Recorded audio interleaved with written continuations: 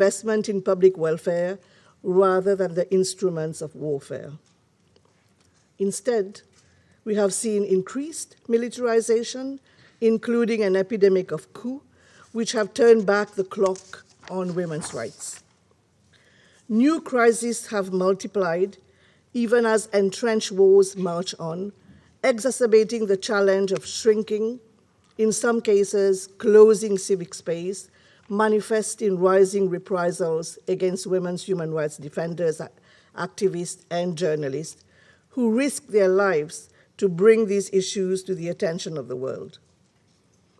Reprisals have been used against frontline actors working to end sexual violence and deliver life-saving services. And sexual violence itself has been used as a tool of reprisal and intimidation, coupled with misogynistic hate speech, including online.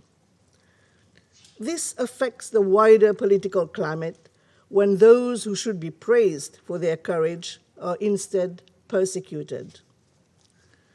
In virtual meetings over many months, on many screens, we endeavored to ensure that survivors of wartime rape would not be forgotten in the long shadow cast by COVID-19. Today, as the world watches, transfixed by the horrors unfolding in Ukraine, with its wider ripple effects on global stability, other crises continue to escalate behind the scenes. The bandwidth of our global attention economy is limited. As the Secretary General has rightly stated, the world is too small for so many hotspots.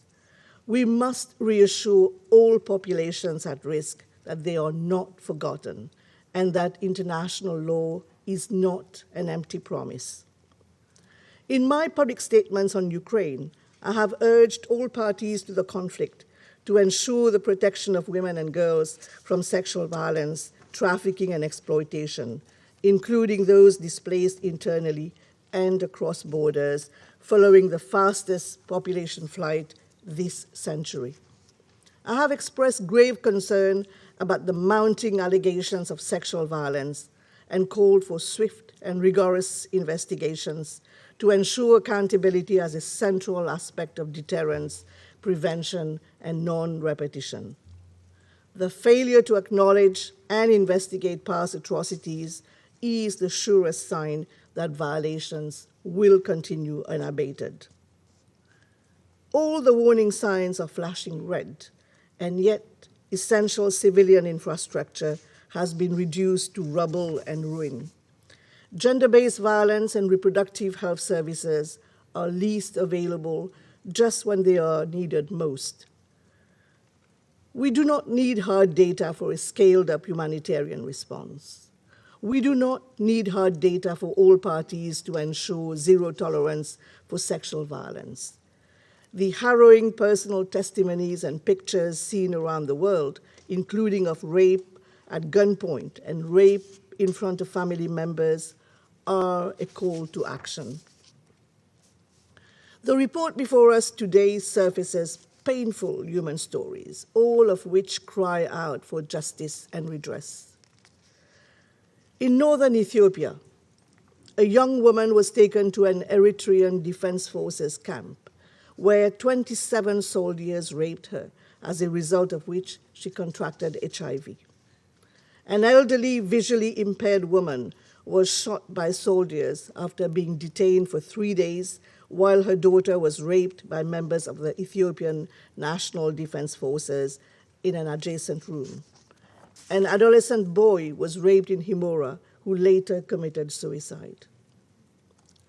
There's also the case of a woman and 2 girls whose discarded bodies were found days after their kidnapping and rape by armed elements in the Central African Republic, where sexual violence has doubled over the past year, particularly against displaced populations who are at risk of being forgotten victims of a forgotten war.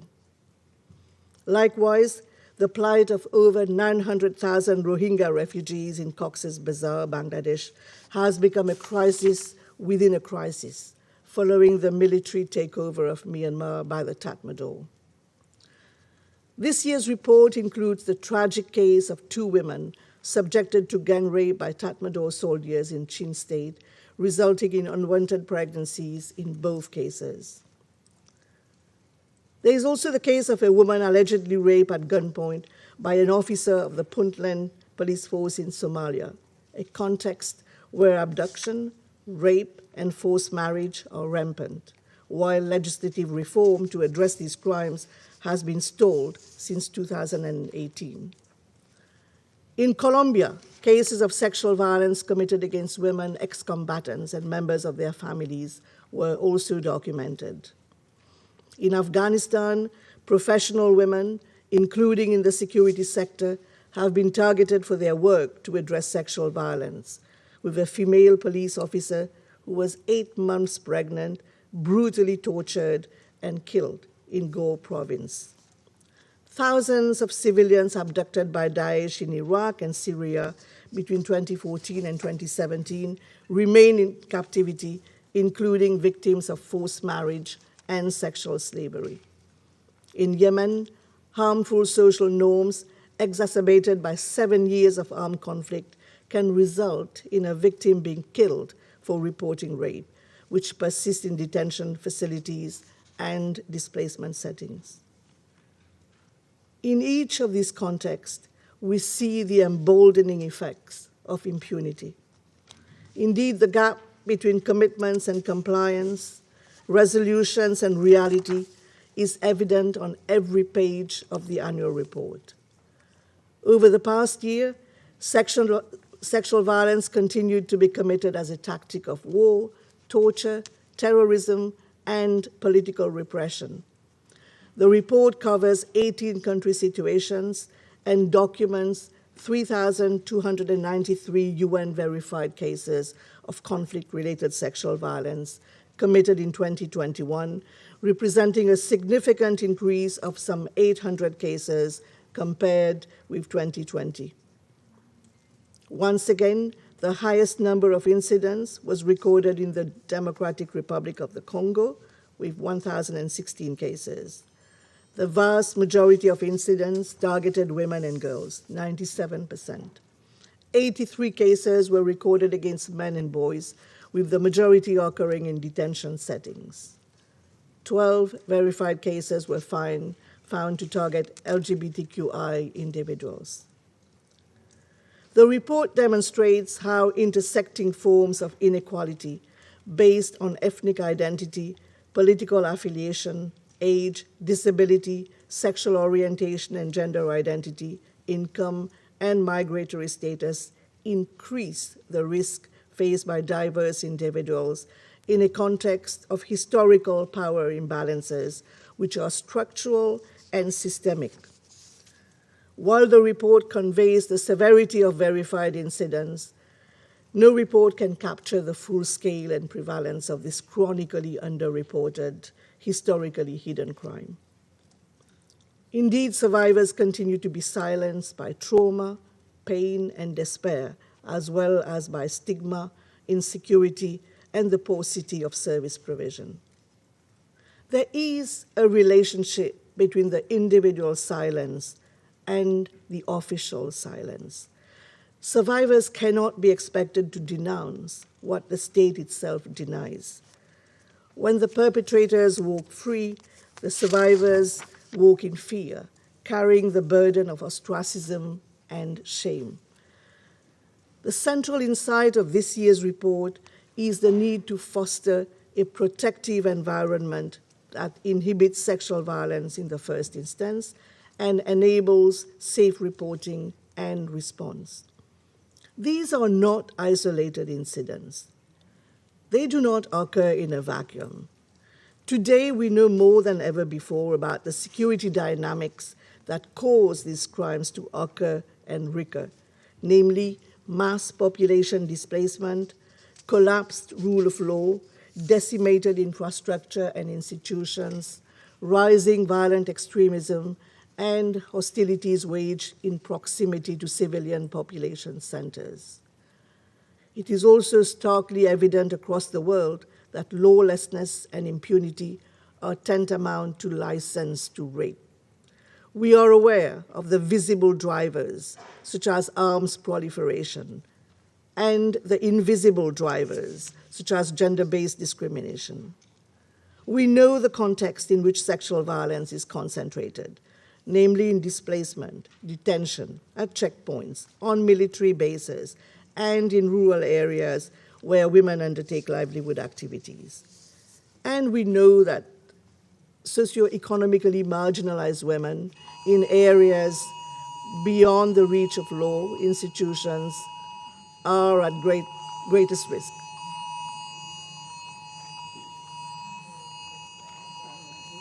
What is this? What is this?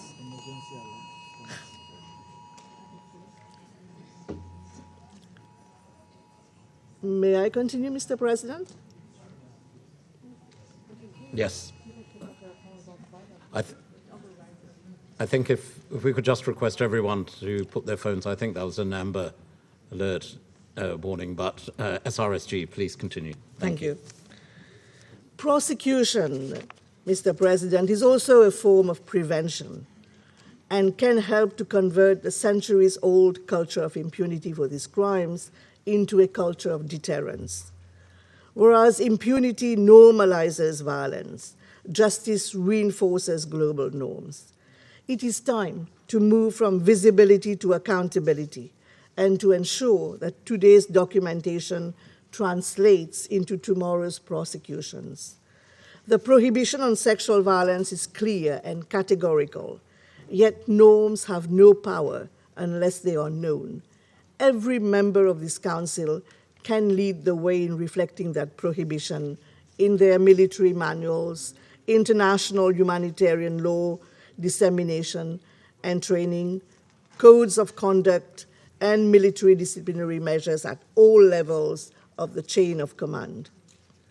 We have said for several years in this chamber that sexual violence is preventable, not inevitable. It is time now to make accountability inevitable. Survivors must be seen by their societies as the holders of rights that will be respected and enforced. And societies must realize that the only shame of rape is in committing, commanding, or condoning it. In 2021, 4 encouraging developments took place in terms of transitional justice. Firstly, in Guatemala, 5 former members of the paramilitary group, the Civil Self-Defense Patrols, were convicted and sentenced for crimes of sexual violence committed against indigenous Maya Achi women in the 1980s. Secondly, in Iraq, the Council of Representatives adopted the Yazidi Survivors Law, which provides support to victims of Daesh atrocities. Thirdly, the Inter-American Court of Human Rights issued a ruling that found the state responsible for violations of the rights of Colombian journalist Mrs. Ginette Bedoya Lima, following her 2-decade quest for justice for abduction and sexual abuse. Yesterday, I was pleased to announce Mrs. Bedoya's appointment as one of my mandate's global champions for the prevention of conflict-related sexual violence. Fourth, under the auspices of universal jurisdiction, a former official of the Syrian General Intelligence Service, Anwar R., was convicted by the Higher Regional Court in Koblenz, Germany, for crimes against humanity, including sexual violence committed in 2011 and 2012. Each year, we report 3 or 4 landmark judgments against the backdrop of thousands of UN-verified cases that meet the elements of international crimes. Accordingly, I regret to note that the few emblematic cases of justice delivered are still the exception that prove the rule of justice denied. In June 2021, my office launched model legislative provisions and guidance on the investigation and prosecution of conflict-related sexual violence, which aims to ensure that the national legislation comprehensively criminalizes all forms of sexual violence and protects all individuals at risk.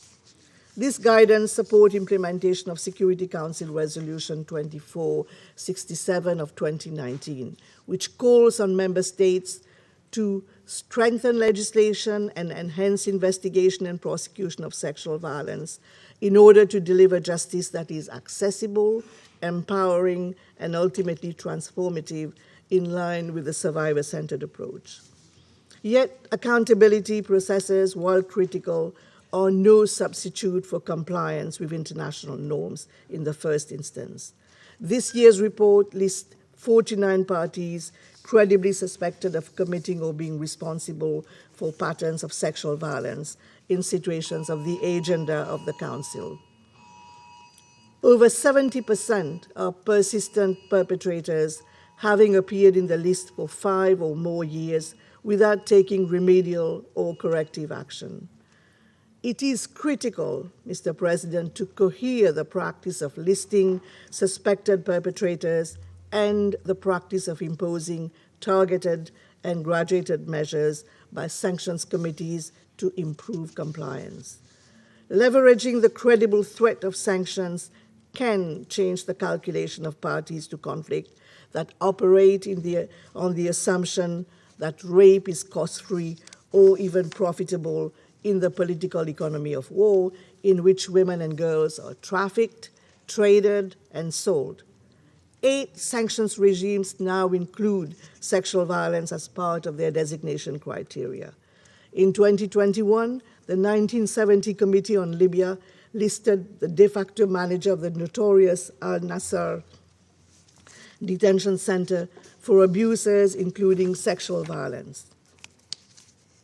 Excellencies, distinguished members of the Security Council, in terms of the way forward, the report recommends targeted action to reinforce structural prevention through political and diplomatic engagements to address sexual violence in ceasefire and peace agreements, the use of early warning indicators of sexual violence to inform monitoring, threat analysis, and early response, curtailing the flow of small arms and light weapons, gender-responsive justice and security sector reform, including vetting, training, codes of conduct, zero-tolerance policies, and effective prosecutions, amplifying the voices of survivors and affected communities, and supporting women's human rights defenders, as well as victims and witnesses.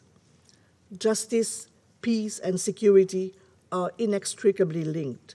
Collaboration between this Council and the Peacebuilding Commission can advance gender-responsive accountability and reconciliation processes which address crimes of sexual violence as part of the consolidation of peace. We must deliver justice, not just law, in communities as well as courtrooms, and ensure that reparations reach survivors to help them rebuild shattered lives and livelihoods. It is critical that member states reinforce the architecture established by this Council through Resolution 1888, including the team of experts on the rule of law and sexual violence in conflict that works to strengthen institutional safeguards against impunity, the Interagency Coordination Network, UN Action Against Sexual Violence in Conflict, and Women's Protection Advisors, whose timely deployment to the field is vital for timely reporting and response. We must marshal a level of resolve and resources equal to the scale of the challenge, including by replenishing the conflict-related sexual violence multi-partner trust fund that supports our work. Our special report on women and girls who become pregnant as a result of sexual violence in conflict and children born of sexual violence in conflict, circulated in January, also sets out a platform of legal, policy, and operational recommendations, including reforming discriminatory nationality laws and practices. I look forward to the special report being debated by the Council later this year. Excellencies, the UN Charter was born of war, to chart the path to peace. No amount of protection or assistance is a substitute for peace.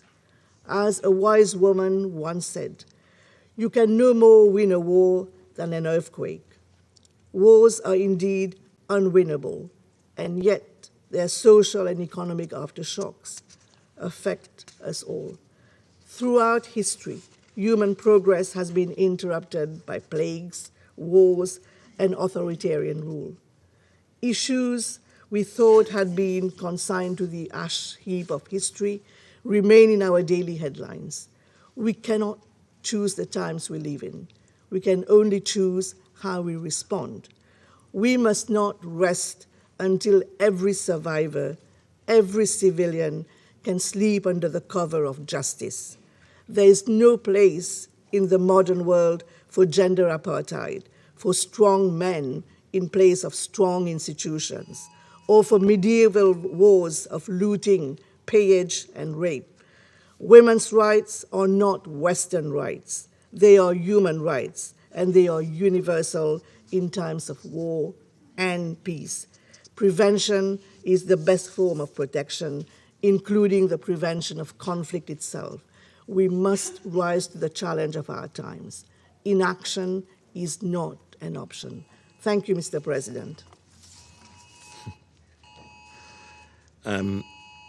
I wish to thank Ms. Pramila Patten for a very extensive and detailed report.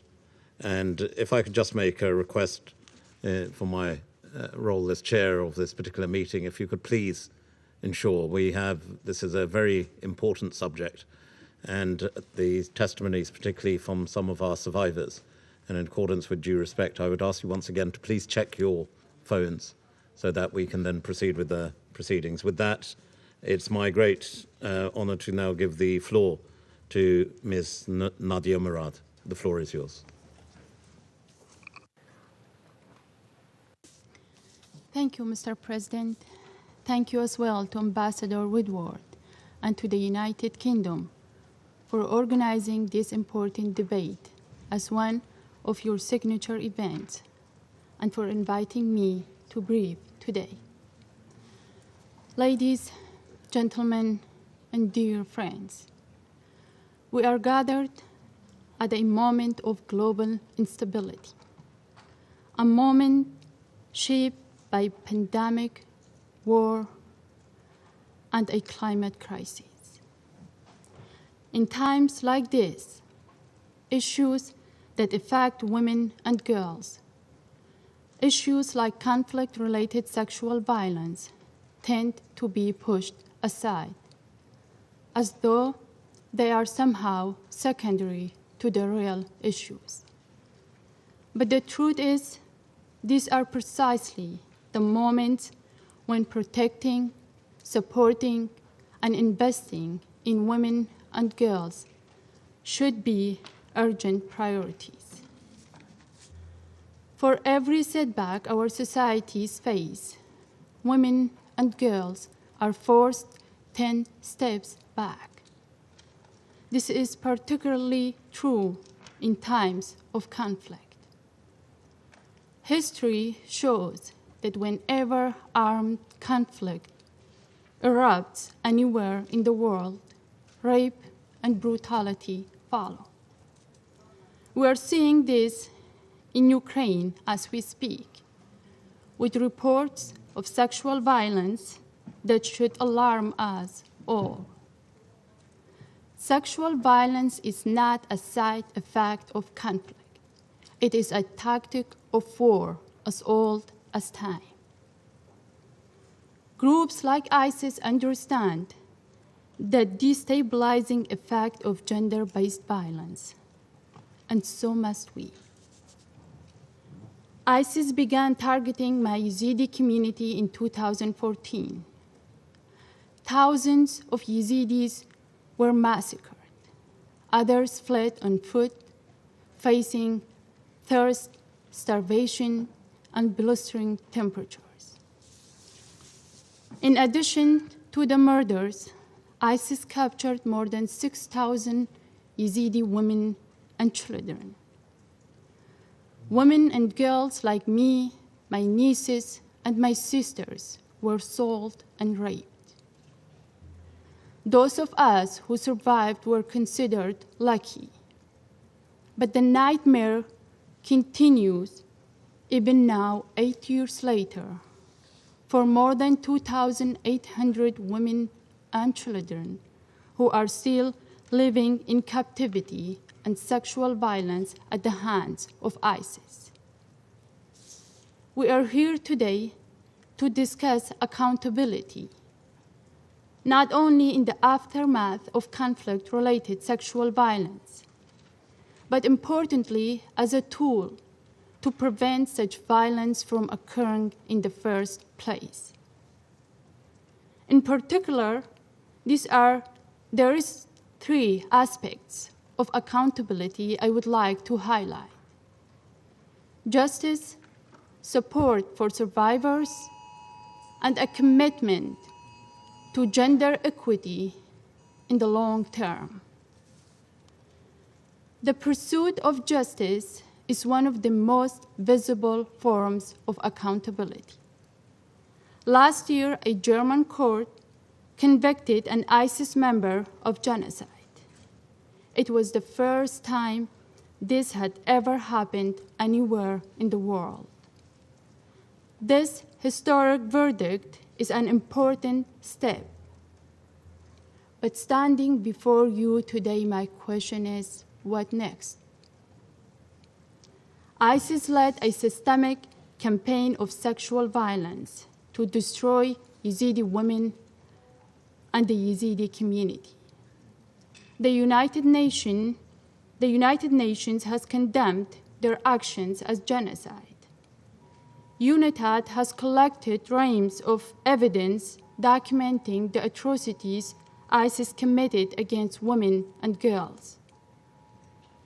And other terrorist groups and oppressive regimes have watched as ISIS members openly brag about enslaving Yazidi women and girls while facing few, if any, consequences on the world stage. As survivors of sexual violence, it is not easy for us to tell our stories. But we do it to prevent what happened to us from happening to others.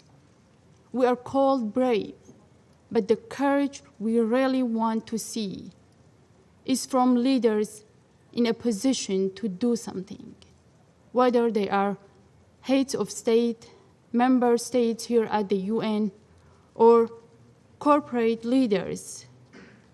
We need more than moral outrage. We need action. To those of you assembled in this chamber, now is your moment to put ISIS on trials for genocide and sexual violence. Send the case to the International Criminal Court, or establish a hybrid court by treaty to prosecute ISIS crimes.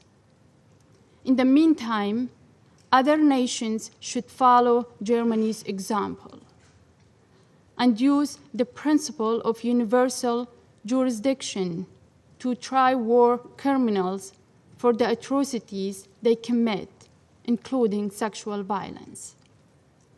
These trials must proceed with transparency for survivors who deserve their day in court. What message it will send if violent perpetrators of sexual violence continue to enjoy immunity? If you want to establish deterrence, if you want to assure Yazidi women and survivors everywhere that you stand with us, do not delay justice anymore. We have the evidence. All we need is the political will. Accountability means that those who perpetrate violence should face consequences for their actions. But it cannot stop there. Victims are not to blame for sexual violence. Yet, too often, we are left to piece our lives back together on our own, abandoned by the government and the international communities that felt in their mandate to protect the basic human rights of all people. Survivors need solidarity and tangible support to empower them and provide a path to recovery.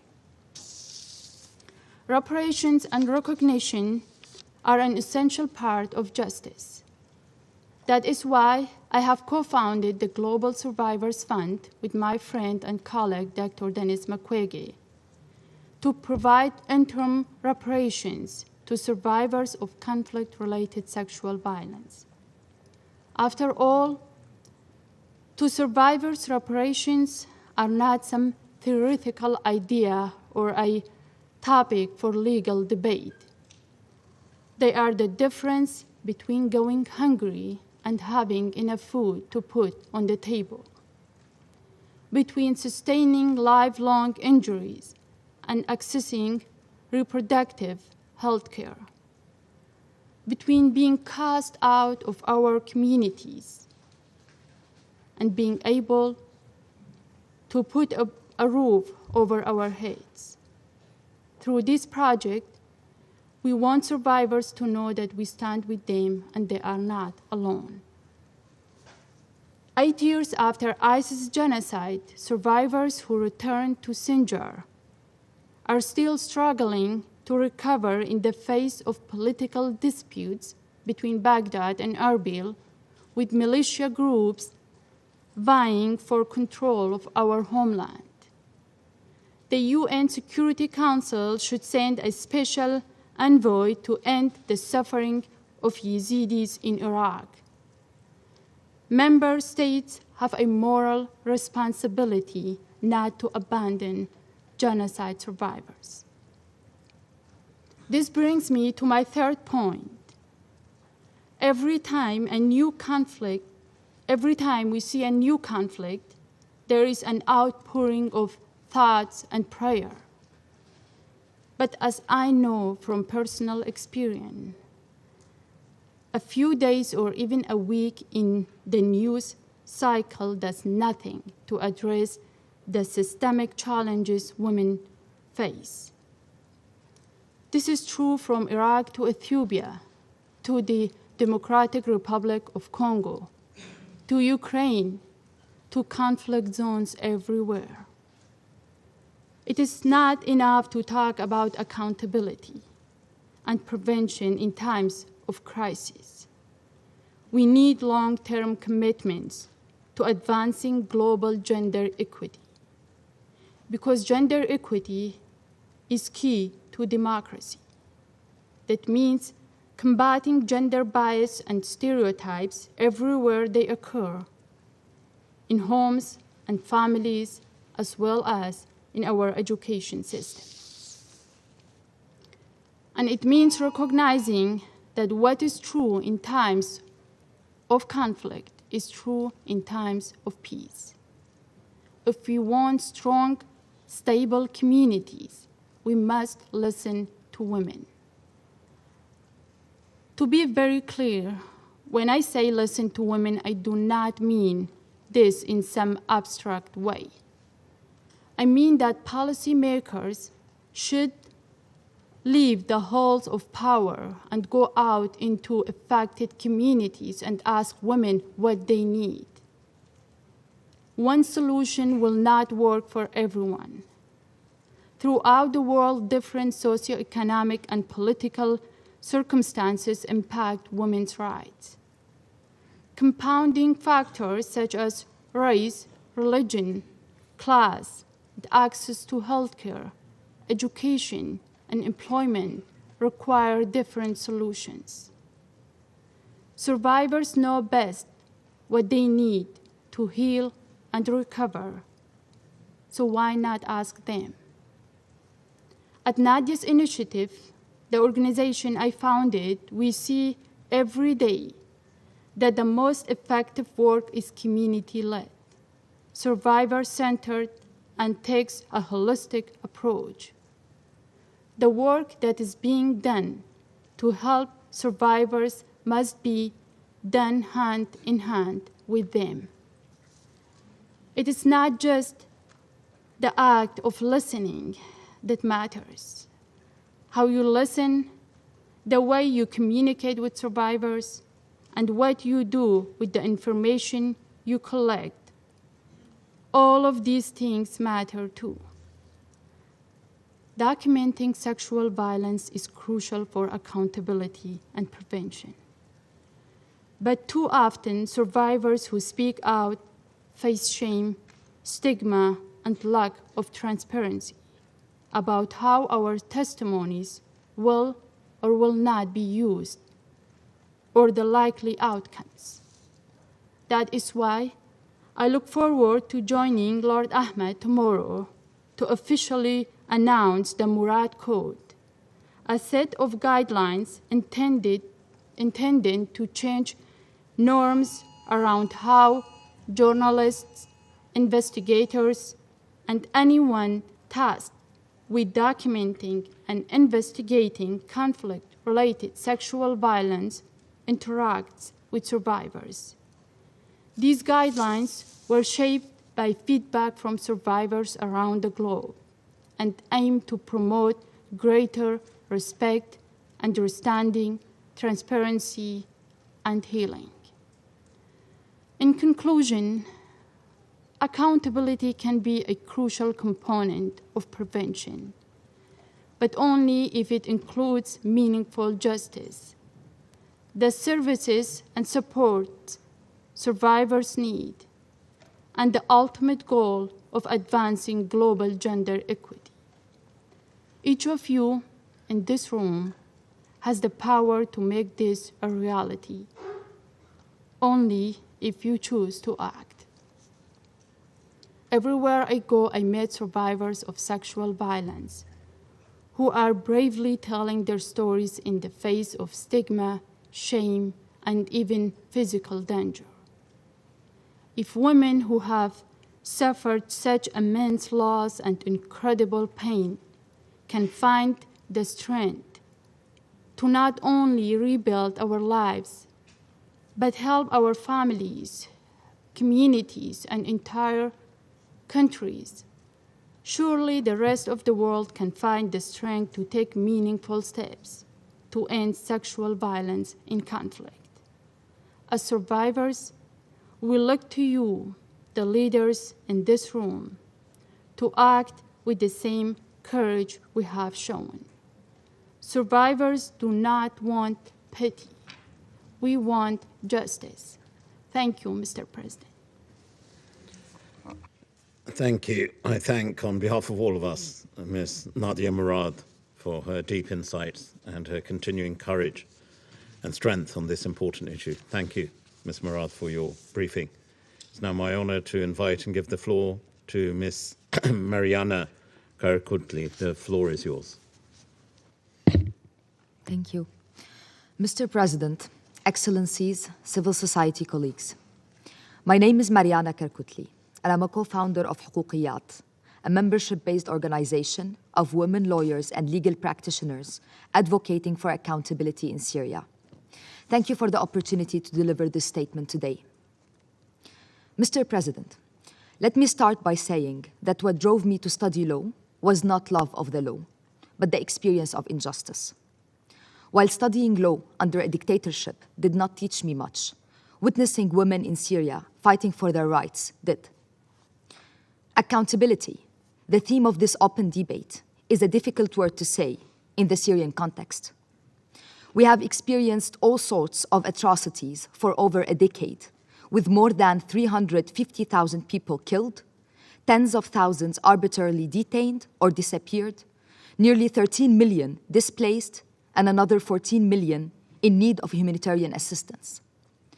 Parties to the conflict have violated international human rights and humanitarian law, used chemical weapons, and committed acts that amount to war crimes and crimes against humanity.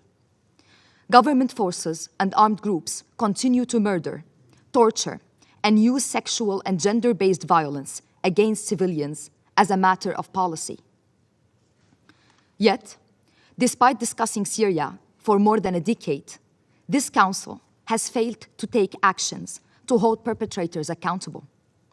The Syrian government has systematically violated not only international law, but many of the Security Council's own resolutions.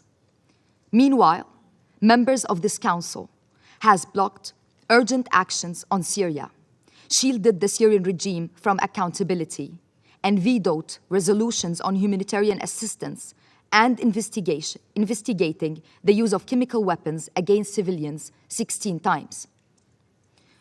My statement today will focus on 3 issues: the use of sexual violence against women, entrenched gender discrimination in Syria, and next steps from the international community to ensure accountability. As documented by the UN Commission of Inquiry on Syria, sexual and gender-based violence has been used against civilians during ground operations, at checkpoints, and in detention across the country since 2011, primarily by government forces and associated militia, but also other armed groups.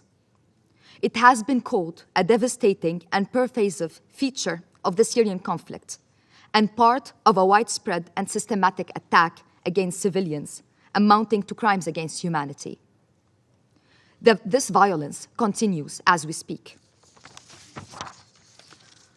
I have worked as an independent investigator with the support of the Center for Justice and Accountability since 2020 on case building against members of the Assad regime responsible for crimes against civilians. To date, we have documented 54 testimonies, including of survivors of sexual violence. These are just some of the hundreds that have been documented out of tens of thousands of survivors.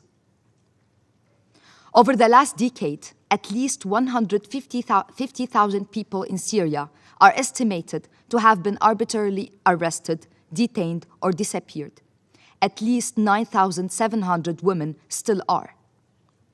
These women, lawyers, journalists, activists, and others have been detained for opposing the regime, or often to punish or threaten male relatives who have. In places of detention, sexual violence is used to humiliate them, to punish them for rebelling, and to force confessions. Women in detention have been subject to all kinds of sexual violence, including rape, torture, sexual harassment, electric shocks directed at genital areas, intimate searches, forced abortions, and forced nudity. Survivors of rape and sexual violence in detention, estimated to number in the thousands, have largely been unable to report these crimes for fear of marginalization or further retaliation. Discrimination and violence against women and girls who have been detained or who have faced sexual violence has resulted in abandonment, divorce, so-called honor killings, and suicide. The Syrian regime has taken advantage of this.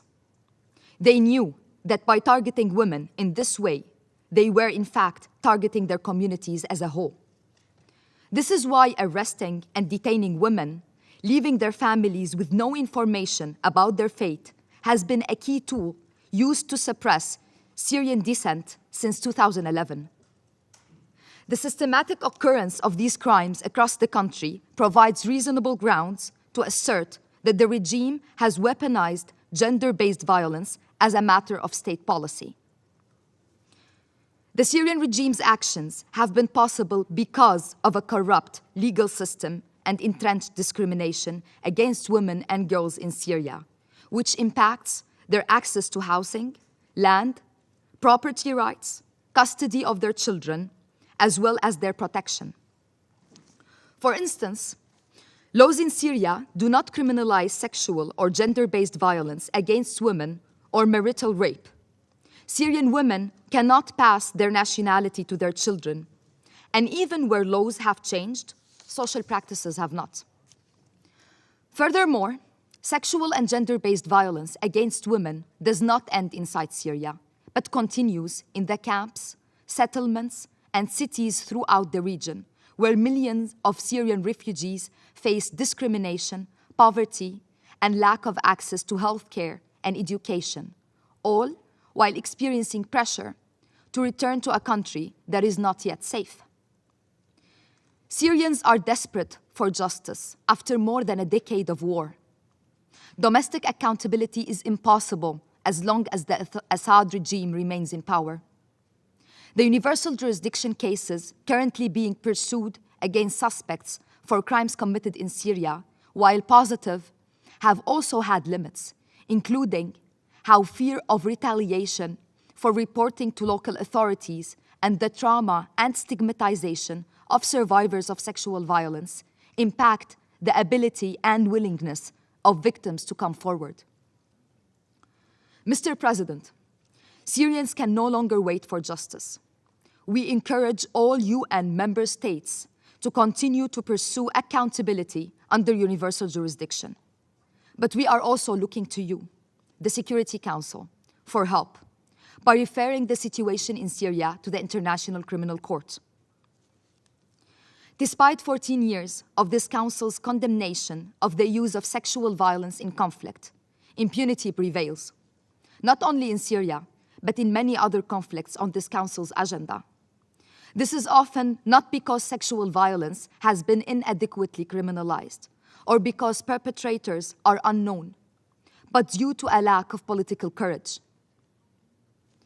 The Security Council must call on the Syrian government to respect international law, end attacks on civilians and civilian infrastructure, and ensure an immediate, permanent nationwide ceasefire. Immediately end torture, inhumane treatment, and sexual violence, including in places of arrest and detention. Release all arbitrarily detained persons. Allow unconditional access to all places of detention by international humanitarian organizations. Release the names, status, and locations of all detainees and a timetable of their release. To you, the Security Council, member states, and the UN, I urge you to refer the situation in Syria to the International Criminal Court. Adopt a resolution on the situation of detainees and missing persons that underlines the Syrian government's obligations under international law and reflects the priorities outlined by associations representing victims, survivors, and their families, such as the Truth and Justice Charter, including support for creation of a mechanism to clarify the fate of missing persons and supporting their families. Investigate and prosecute all perpetrators of sexual violence and ensure women's rights are at the core of all accountability efforts. Ensure women's full, equal, and meaningful participation in all ongoing and future political, peace, or reconciliation processes. Prioritize a survivor-centered and right-based approach to prevention and mitigation of gender-based violence. Ensure that the Special Envoy for Syria prioritizes human rights and international humanitarian law, including arbitrary detention, enforced disappearance, torture, and gender-based violence in political discussions. That he convenes Syrian civil society on how to address these issues and regularly briefs the Security Councils on these efforts. Renew the cross-border mechanism for at least 12 months and reauthorize access via all original crossing points. Cross-border access is an indispensable lifeline for millions of people in Syria, the majority of whom are women and children. Pressure arms exporting countries to stop arms proliferation and prevent the use of weapons against all civilians. When people in Syria watch conflicts rage in Ukraine and other parts of the world, today, we are reminded of our own suffering and the abject failure of this body to stop the violence. I join my voice with those of millions of girls and women from Syria who are not here with me today and call on you to take action. There can be no peace without justice. Thank you. I thank Ms. Karkutli for a very powerful statement. I now give the floor to Ms. Helena Berhanu. The floor is yours. Mr. President, distinguished representatives of member states, and honored attendees, thank you for allowing me to bring the stories of Ethiopian women to the chamber of the Security Council. I speak to you today as an Ethiopian woman one who has heard these testimonies and seen this injured firsthand in Tigray, one who carries the guilt of survival in silence. Today, I hope to do justice to the experience of millions of Ethiopian women who've suffered in this war. In this briefing, I'll focus on 6 points in relation to conflict-related sexual violence in Ethiopia since the war began in Tigray in November 2020 and expanded to neighboring regions of Amhara and Afar. These points are directly drawn from human rights investigations and reports that have been made public, as well as on my own visits to the region. First, rape has been perpetrated systematically and used as a tactic of war. It is framed as a means of reprisal and leveraged as a bonding tool for members of allied military forces. When the war first started, Blaine, a 21-year-old waitress from Badime, along with 30 other Tigrayan women, was held against her will and subjected to sexual slavery, starvation, and gang rape by a group of Eritrean Ethiopian soldiers who took turns with her. I documented many other stories like Blaine's during multiple visits to the region of Tigray before June 2021. Sexual violence was used to terrorize communities as a bonding tool amongst allied Eritrean Defense Forces, Ethiopian National Defense Force, Amhara Regional Militia, and special forces through the shared experiences of exploiting women's bodies. The consistency across victims' accounts show that these crimes were committed intentionally with a degree of organization and planning. Second, sexual violence is ethnically motivated. A Tigrayan woman was fleeing the conflict zone with her children. Along the way, she encountered the Amhara militia, who separated her from her family, gang raped her, and inserted a hot metal rod into her uterus. They declared, a Tigrayan should never give birth. Similar incidents of rape with claims of cleansing Tigrayan blood and mutilating women's bodies to prevent the birth of more generations of Tigrayans have been extensively covered by different human rights reports. And third, sexual violence is used to humiliate survivors and their communities. Sexual violence has often been perpetrated in front of family members. An Amhara woman was beaten and raped in the presence of her husband and a child by 2 Tigrayan force members. She and her children witnessed her husband being killed as she tried to stop the assault. Men and boys were also sexually assaulted. The Ethiopian Human Rights Commission found in Samra, town of Tigray, 600 men and boys were stripped and forcibly paraded, some completely naked, while Eritrean female soldiers mocked them and took pictures. And fourth, women with disabilities and other vulnerable communities have been at particular risk during this conflict. Many women with disabilities were specifically targeted in the region of Tigray, as they were presumed to be fighters of the previous war. Girls, elderly women, and women belonging to minority and indigenous communities also face higher risks. The lack of access to the region for independent human rights monitoring has made it difficult to document the impact of the conflict in minority communities, and especially those living in disputed areas on the Eritrean border, such as Europe and Kunama and Tigray. And fifth, the conflict in northern Ethiopia and the effective siege of the Tigray region in particular has undermined women's rights, including access to reproductive health care and psychosocial support, exacerbating the impacts of sexual violence. In May 2021, I visited a shelter supported by Mekelle University in Tigray, where many lactating mothers and their infants had taken refuge. These women, some of whom had survived sexual assault while being pregnant, could not access timely sexual and reproductive care, owed mainly to widespread destruction of medical facilities and limited deliveries of aid due to the government blockade of the region. The conflict in northern Ethiopia has increased women's vulnerabilities irrespective of their ethnicity. I carry with me the story of Khadija, a 9-month pregnant woman from Afar who fled the shelling of Abala town by Tigrayan Defense Forces with her 5 children and elderly mother.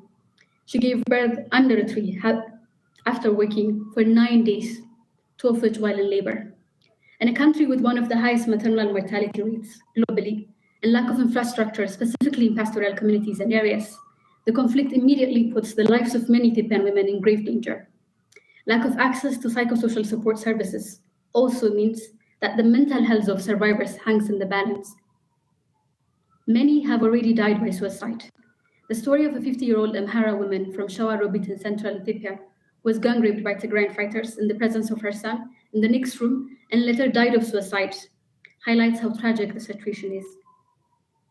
Initial reports also indicate disproportionate rates of suicide amongst internally displaced persons across different parts of Tigray.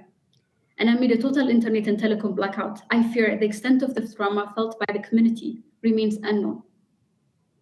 And 6, while cases of sexual violence from Tigray, Afar, and Amhara have attracted international attention, women from other communities across Ethiopia, specifically from that of the Oromo, Gumuz, Konso, Kamant, and Somali, specifically Ogaden, continue to experience conflict-related sexual violence, including by state forces, without any attention from the international community. Mr. President, members of the Council, the central theme of today's open debate is accountability for sexual violence. Security Council Resolution 2467 recalls the critical role of national investigations. The Ethiopian Human Rights Commission and UN Office for Human Rights were able to conduct a joint investigation, which was limited in scope and analysis. But unfortunately, and more broadly, we have witnessed deliberate delays of investigation, withholding of information, failings of the justice system, and destruction of evidence, including statistical records, and harassment and detention of journalists by the Ethiopian state and allied parties to the conflict. As we've seen in other contexts and in the spilling of this war into the broader northern region, lack of accountability and justice for past crimes continue to fuel a sense of grievances that drives a vicious cycle of retaliatory attacks. Based on the trends and the stories that I just highlighted, I would like to offer the following recommendations to the members of the Security Council. First, use your platform to demand that efforts to document, investigate, and prevent sexual violence and conflicts are survivor-centered and conducted in a dignified, safe, and confidential manner. As part of the pursuit of justice for survivors, the Security Council should also champion the work of the recently established International Commission of Human Rights Experts on Ethiopia, including by urging all parties to the conflict to fully cooperate and provide unimpeded access to the Commission. And second, the Council should demand that all parties ensure full and safe humanitarian access to Tigray and other areas of conflict, and ensure that humanitarian aid prioritizes the needs of survivors. This includes comprehensive sexual and reproductive health care and addressing stigma. Service providers must also continue to adhere to core humanitarian standards, including interagency standing committee guidelines on gender-based violence and mental health and psychosocial support. And finally, I call on the A3, the 3 African countries in the Security Council, who can be counted as some of the strongest voices of women, peace and security in this chamber. I urge them to work here and in the African Union through its Peace and Security Council, which has the mandate to request a proactive intervention from the AU Special Envoy on Women, Peace and Security, and to take a harder look at the prevailing view that supporting investigations of conflict-related sexual violence in Ethiopia could somehow derail the proposed reform agenda of the current government. Excellencies, this war has been so devastating to witness. First, because of the sheer scale of human suffering, and second, because many Ethiopians defended this violence in the name of patriotism. But my patriotism, my political loyalty, and my allegiance lie exclusively and firmly with Ethiopian women. And I thank you for inviting one of them to speak to you today. I thank Ms. Berhanu again for a very powerful testimony and statement. I shall now make a statement in my capacity as the representative of the United Kingdom. Yes. May I begin by thanking you, Special Representative Pramila Patten, in the relationship and the strength of the relationship between the United Kingdom and your office is something we hold very dear, and we welcome the continued coordination and strength of the work we're doing on this important agenda. To our brave activists, Mariana Kirkukli and Helena Berhanu, for your stark insights and also for your practical recommendations of the responsibilities and also the importance of action from us, the United Nations Security Council. And of course, to you, Nadia Murad, your determination, your courage, your example has at its heart a real willpower to build a world for survivors. Simply put, it's an inspiration for me, and I know I speak for every member of the Security Council. And your testimony today is again reflective of that central objective that we all share. Yet today, as we've heard again from the very powerful testimonies and the report of SRSG Patten, we continue to see disturbing reports. Disturbing reports emerging yet again of rape and sexual violence from Ukraine. And we are now once again reminded that when conflict erupts, sexual violence soon follows. As we've heard in northern Ethiopia, Syria, and Ukraine, we have witnessed the devastating effects on communities, on families, and especially on women and girls. It is important we come together and stand for these courageous survivors, not just to provide hope, but to provide action and ultimately justice. It is clear that impunity continues to be the norm for perpetrators. It should be an exception, and we must strive for that. And frankly put, the fact here we are that this is happening, and let us reflect on that, in the year 2022, is not just unacceptable, it is utterly shocking.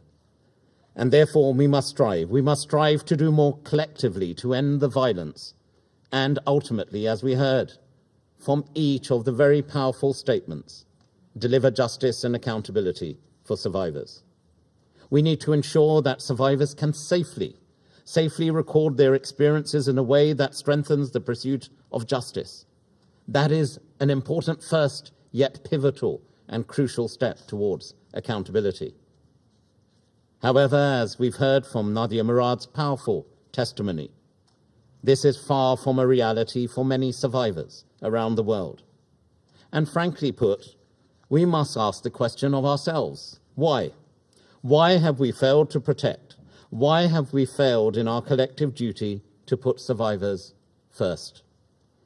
Despite numerous guidance for those collecting information and evidence from survivors and witnesses, mistakes, frankly, continue to be made. Mistakes not through any bad intent, yet mistakes which can allow the wheels of justice to slow and indeed destroy lives. Too many survivors are not told about what their options are or given the time and space to make their own choices about how their testimonies are best used. Too many survivors continue to face unnecessary re-interviewing. 27 times. Reflect on that figure, colleagues. 27 times, as one courageous survivor told me, they had to give an interview. Interviews are being interrupted. They're being overheard. And by that, the impact of those testimonies is diluted. And they do not meet the threshold which too often is put forward as the reason why prosecutions cannot take place. The consequences can be devastating, soul-destroying, ending all hope. Simply put, it is unacceptable. Survivors are being re-traumatized time and time again, and work to deliver justice and accountability is being undermined. So therefore, it is vital that we end these harmful practices and put survivors' rights at the very heart of the evidence gathering. And therefore, I'm greatly humbled, as we heard from Nadia Murad, to join Nadia's initiative and the Institute for the International Criminal Investigations in releasing the Murad Code today. Firstly, I turn to you, Nadia. Thank you. You and I have known each other many years. You inspire me, and your courage is a powerful example to us all, as we've heard again today. And the Murad Code, the code to which you have so kindly lent your name, is a code of conduct. It is a code of conduct for the collection of information and evidence from survivors of conflict-related sexual violence. Importantly, as we've heard from all the contributions, as we've heard from SRSG Pattern, it has been shaped by survivors. Survivors must be at the heart of the solutions we seek. But also, it's importantly brought together government, international organizations, and civil society. Because it is our collective responsibility to place survivors' needs at the very heart of our work. Therefore, I urge everyone involved in documenting and investigating conflict-related sexual violence, follow the Murad Code. In fact, go further, I would say. To my mind, it should become the very gold standard for any NGO, for any government agency, human rights institution, civil society group working in the field. Putting survivors first and at the center of investigations should not be an option. It should be done by everyone, everywhere. But our collective efforts cannot stop there. This year, we're exploring all options to strengthen international action, including an international convention as proposed by our Foreign Secretary, Liz Truss. And today, I'm also pleased to announce that from the 28th to the 30th of November, we will also host an international conference on this very issue, on preventing sexual violence in conflict, marking 10 years since we launched that very initiative. We will also, importantly, continue to bring faith and belief leaders together in support of survivors through the Declaration of Humanity. It cannot be right. Groups such as Daesh and others who use the veil of religion erroneously and perversely to somehow justify their abhorrent crimes and actions. Faith leaders are and continue to stand up to say very clearly, not in the name of our religion and not in the name of any faith or belief across the world. We will also make further progress to enhance the rights and well-being of children born of sexual violence and rape. I was honored to announce a call to action last November, but let's put that into perspective. A child born of such a crime, they should be given compassion. Instead, they are stigmatized. They are given rejection. That has to change at all levels. And we will also respond more robustly to reports of sexual violence in conflict, wherever, whenever they occur. We've just heard from Helena just now about the distressing situation in Ethiopia, the nature and scale of reports of sexual violence that have come out of Tigray, Amhara and Afar are deeply, deeply disturbing. Yet many communities, as we've heard from that very testimony, remain cut off from communications and therefore unable to tell their story, seek the hope and indeed the support they need. And that is why it was important to us today, the United Kingdom, and I thank our ambassador and her team in this regard, to invite the first Ethiopian civil society representative to brief this Security Council on the situation in northern Ethiopia. And what's more, to hear directly from you, Helena, an Ethiopian woman who has been integral to feminist youth movements and who has recently worked with communities across the country who have been affected by conflict-related sexual violence. The United Kingdom government has committed more than £7 million to support survivors in northern Ethiopia and improve national accountability systems. And we will also continue to work to provide expertise, to build capacity, to hold perpetrators to account. And I welcome in this respect, the gauntlet was thrown down, but from our colleagues from the African Union, I pay tribute to the African Union's leadership on conflict-related sexual violence. 30 African countries now have a national action plan on women, peace and security, providing the very essential framework for addressing this issue and women's political participation in conflict-affected contexts. It's essential. Mariana, again, made that point. We have, within the UN framework, SRSG Patton and I discussed this, we have within the UN family incredible mediation networks of women. We need to ensure that expertise, those insights, are deployed directly, not just in resolving conflicts, but in actually building sustainable peace. Sadly, again, we've heard from Mariana of how rape is being used and continues to be used to destroy the lives of many Syrian women and girls by various parties to the conflict. And the United Kingdom continues to support and provide support in that area. £4 million through its Conflict Stability and Security Fund has been used in response to that crisis. We've also strengthened the medical documentation of attacks in accordance with international standards and improved support services for survivors.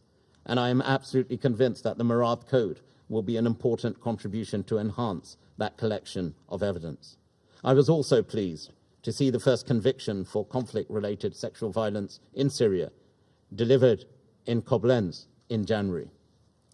Let me assure you, as we look around the world, the United Kingdom will also continue to support Afghan women who face some of the highest rates of violence in the world and are watching the progress made in recent decades unravel in front of their eyes.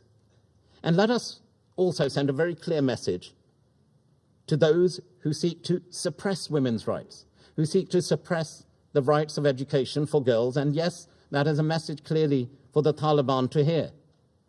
Islam as a religion based itself on equality for girls and rights for women. Islam is clear. Are you? Empower girls, educate girls, empower women. The evidence is in front of you. Societies prosper, nations progress.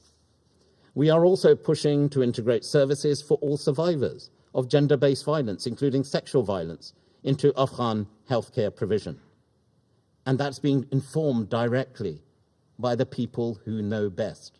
Many leaders, Afghan women leaders, who are helping us on this important agenda. We are also working with the International Rescue Committee, the UN Population Fund, and others on programs to protect women and girls and provide access to gender-based violence services. Colleagues, members of the Security Council, we are collectively shocked at the abhorrent testimonies we hear in every conflict. But today, as we sit here, the abhorrent testimonies which are emerging from Ukraine, the reports of rape and sexual violence committed by Russian armed forces must be properly investigated. And that is why the United Kingdom has worked with partners to refer the situation in Ukraine to the International Criminal Court, to establish a commission of inquiry through the UN Human Rights Council, and with the support directly of Ukraine, to establish an OSCE mission of experts. In March, we announced an additional £1 million in funding for the ICC to help uncover evidence of war crimes. And let me put it simply and starkly. Sexual violence, rape, it's a vile, vile stain on humanity. Wherever it occurs, whoever the perpetrators, it is our collective moral duty. Indeed, it is our absolute obligation to work together, to help survivors, and do all we can to stamp it out. And as Nadia said, we must work together to provide the routes and avenues to see justice for survivors. To perpetrators, we must send a very clear message. A clear message not just from the Security Council, but every person in every society must be determined to send that same unequivocal message in all its clarity. You will be found. You will face justice. You will be held to account. And finally, to the survivors, to those who are here and the courageous survivors around the world, thank you. Thank you for the hope that you provide in the face of such challenge, in the face of unimaginable consequences you have faced. Thank you for your courage and conviction to carry on. Sexual violence is not just a crime against you, it's a crime against our common and shared humanity. We stand for you, and we will always stand with you. Thank you. I now resume my function as President of the Council, and I give the floor to Her Excellency, Ms. Linda Thomas-Greenfield, Permanent Representative of the United States and member of President Biden's Cabinet. Your Excellency. Thank you, Mr. President, and thank you so much for convening this very important discussion today. I also want to thank Special Representative Patton for your remarks. The United States is proud to support the important work of the SRSG's office. And most of all, thank you to the three briefers. Thank you for sharing your powerful stories. Your courage and your strength is an inspiration to all of us. As we all know, sexual violence is a horrific and deliberate tactic in conflict. It is used to terrorize, to destabilize, to break communities and people down. Its impact ripple out far beyond survivors, and it fuels instability. Unfortunately, this unspeakable practice is not new. I was recalling as you all spoke in the early 90s, attending meetings with Somali women who were victims of violence in Somalia and hearing their horrific stories of rape and their plea to all of us to support them. And here we are today, hearing those same pleas from all of you. The same acts of violence are still being committed around the world today. And women like those Somali women that I spoke to in the 1990s are sitting here listening at us today. On Monday, we outlined the threats to women and girls in Ukraine from Russia's brutal and unprovoked war. And we cannot forget or look away from the way rape and sexual violence have been used as a weapon of war in Ethiopia and Syria and other conflicts around the world. This council has spent a great deal of time discussing these issues, noting them with great concern. Well, now it's time for us to act. As we heard today, expressions of concern are not enough. First, we and all governments need to hold perpetrators accountable. We must do more as a global community to actually implement the international commitments we've all agreed to, as Ms. Patton said to us today. Governments, instead of denying these acts, must acknowledge them and they must address them. They have to stop intimidating victims, silencing their voices, solacing those who raise concern and advocate for them, and hold those responsible accountable. We must explore ways to use the diplomatic tools we have as both individual member states and as a collective to do everything we can to ensure perpetrators do not get away with these acts of conflict-related sexual violence. And that means strengthening quality, ethical, and effective documentation efforts. We caution against any action that would duplicate or dilute the efficacy of our existing Security Council mandates and legal frameworks. We have the tools we need. We just need to use them. We cannot let ourselves get distracted from the urgency of accountability, especially in those settings where we continue to receive reports of conflict-related sexual violence. After all, holding perpetrators accountable is not only the right thing to do, it deters others from enacting this violence in the future. It strengthens the rule of law. It makes reconciliation more likely, and it makes inclusive and democratic transition possible. Second, we must defend and empower survivors through a survivor-centered approach. That means listening to survivors, responding to their unique needs, and providing the resources and legal support they ask for and that they need. We have learned just how important it is to create a supportive environment to avoid re-traumatizing those who have experienced conflict-related sexual violence and to ensure that they are treated with dignity and respect. When we provide survivors with the resources they need to heal and to recover, we help them tremendously, and we help break the silence and the stigma surrounding sexual violence and conflict as well. Centering our support around survivors while securing justice for them is the clearest and the most powerful way to empower survivors to become agents of peace and voices of change, as we see from our colleague Nadia across this room. And again, Nadia, thank you so much for bringing your voice to us today.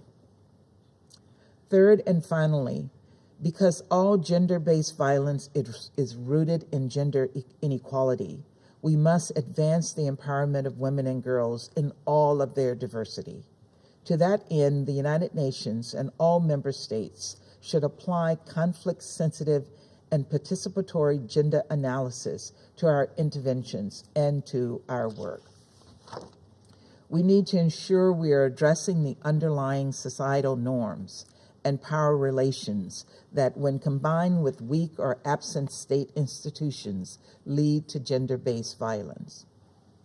We need to advance gender-sensitive early warning and response, and we must persevere in our promotion of the meaningful participation of women in decision-making roles, especially in conflict prevention, resolution, and peacekeeping processes. When we integrate women and girls into atrocity prevention efforts, we do more to prevent those atrocities. It is that simple. In the long term, the best defense against conflict-related sexual violence is an equal and just society, one where all women and girls have respect for their human rights, and where we enjoy equal protection under the law, where we have timely access to justice, and where we have the educational opportunities we all deserve. As the late Secretary Albright used to say, democracy is a parent to peace, and common sense tells us that true democracy is not possible without the full participation of women. So let us make democracy possible. Let us build those just and inclusive societies. And in the meantime, let us hold perpetrators accountable, take a survivor-centered approach, and integrate gender equity in everything we do. And as Nadia said, survivors don't want our pity. They want justice. They all have made, all of the women who spoke today, they all have made recommendations to us today. Let's pay homage to them and follow their lead. Thank you, Mr. President. I thank Her Excellency Ambassador Ms. Thomas Greenfield for her statement. I now give the floor to the representative of Norway. Madam Ambassador. Thank you, President, and thanks to Special Representative of the Secretary General, Pramila Patten, and to the civil society briefers for your very valuable statements. Time and time again, we hear in this chamber how sexual violence is being used as a tactic of war. And every year, these reports put into stark relief how we continue to fall short in effectively addressing both the immediate effects and the root causes of conflict-related violence, a grave violation of international law. This is completely abhorrent. I therefore wish to thank the UK for focusing this year's open debate on accountability as prevention. And I want to thank especially Nadia, Marina, and Helena for your very powerful interventions and for sharing your recommendations. Your testimonies remind us how participation and protection are inextricably linked. We see in Syria, as Mariana so strongly have testified, conflict-related violence in detention settings, the heightened risk of sexualized violence against displaced women, and negative coping mechanisms such as child labor and early and forced marriages. These are of particular concern. In Ethiopia, we are horrified by the numerous reports of, and from what we heard from Helena, systematic rape and gender-based violence. And we welcome the Commission of Experts established by the Human Rights Council to investigate allegations of human rights violation and abuses by all parties. This is essential for accountability, prevention, and reconciliation. And in Ukraine, we are deeply shocked by the atrocities committed against civilians in places that have been held by Russian forces, as well as the disturbing reports of conflict-related sexual violence. Ukrainian women and girls are placed further at risk by targeted Russian attacks against civilian infrastructure, forcing displacement and family separation, and depriving victims and survivors from access to essential health services. President, in this Council, we are still discussing what a comprehensive human rights-based and survivor-centered approach means. To make the move to actual implementation, we must recognize the root causes of CRSV and dare to suggest concrete measures. In this spirit, I will put forward 3 areas that Norway firmly believes will promote accountability and prevention. If sufficiently scaled up, addressed jointly and through multi-stakeholder coordination. First, we must build the capacity of law enforcement, security and military sector personnel in both UN peace operation and national institutions. This helps reinforce accountability structures, tackles underlying structural inequalities and attitudes, and ensures that policies and action plans are actually put to use. A good example is how the UNMISS SGBV Specialized Police Team is supporting South Sudan's National Police Service. Second, we must invest in access to coordinated health care and services, legal services and information. A commendable example is UNFPA's one-stop center, which are established in cooperation with local authorities, like in Mosul, Iraq. Third, placing the need of survivors at the center of our effort means also promoting and supporting their agencies.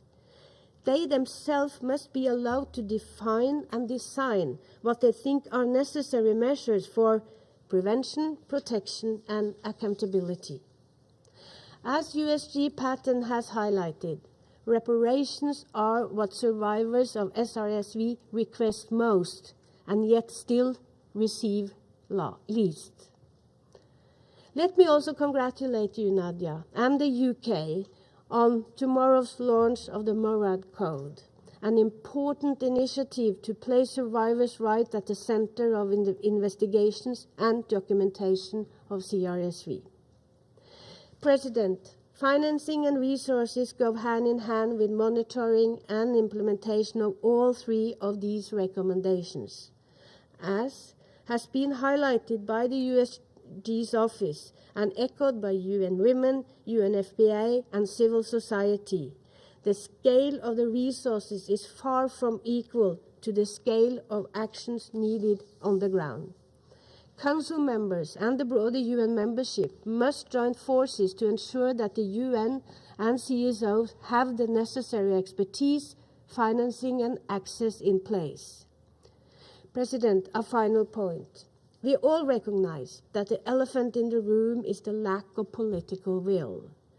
By sending a strong, collective signal through all Council's decisions and in our dialogue with conflict parties, we must remind them of their obligation and influence their actions. And we must insist on women's full, equal, and meaningful participation and protection from violence, not merely as an end in itself, but as a prerequisite for peace and stability. I hope this Council will send a strong signal today, clearly condemning any and all use of conflict-related sexual violence. Thank you. I thank the representative of Norway. Thank you, Madam Ambassador. I now give the floor to the representative of the United Arab Emirates, Your Excellency. Mr. President, Lord Ahmed, I would like to begin by thanking you and welcoming you for chairing this important open debate. We are delighted that the UK has joined the Shared Women, Peace and Security Presidency Commitment, and we welcome the growing number of signatories. I would like also to thank Special Representative Pamela Patton for her detailed briefing and the critical work of her office. I also want to thank Ms. Morad for her insightful briefing. The UAE has always admired Ms. Murad's courageous work, and we are proud to support Nadia's initiative, her non-profit empowering the brave Yazidi women of Iraq. I listened also carefully to the briefings by Ms. Karkutli and Ms. Berhano. Mr. President, sexual and gender-based violence is a despicable scourge, and this Council must do more to prevent it in conflict situations. When such violence is used as a tool of war, it exacerbates conflict and sets back progress towards inclusive, equal, and stable societies. As the rate of conflict and instability around the world increases, so too have the disturbing reports on the situation of women and girls in these settings. Women and girls in Afghanistan continue to be subjected to sexual slavery and rape. In Syria and Iraq, the heinous acts of Daesh continue to have an impact. At the Ukrainian border, women and girls are targeted by human and sex traffickers as they flee the conflict. And as we also heard today, the tragic experiences of women and girls face in many other conflicts. The United Arab Emirates, therefore, welcomes the focus on the structural prevention, resilience building, and accountability in the Secretary General's report this year. As members of the international community, the Security Council and the wider UN membership have a responsibility to prioritize prevention, ensure accountability, and end this horror. In this regard, we would like to make the following recommendations. First, the most effective response to sexual and gender-based violence is preventing it from happening in the first place. As this Special Representative has pointed out time and again, effective prevention strategies require addressing root causes, most notably structural gender inequality and harmful social norms. This includes strengthening women's and girls' resilience by ensuring they enjoy equal access to public life, education, and economic participation. Recognizing and understanding their role as active agents of change and dynamic members of society is thus the first step in prevention. Second, accountability needs to be pursued by upholding and strengthening the rule of law. There is a transformative period following conflict and crisis to strengthen the capacity of relevant national institutions, such as law enforcement and the security sector, so that they may better uphold the rule of law. Capacity building, if coupled with the deployment of gender and protection expertise that focuses on a survivor-centered approach, can be a critical tool to establish a system that promotes accountability. Third, the international community must hold non-state armed groups accountable for conflict-related sexual violence, not least because they are increasingly central actors in conflict settings. Grave violations of international humanitarian law and human rights law require accountability.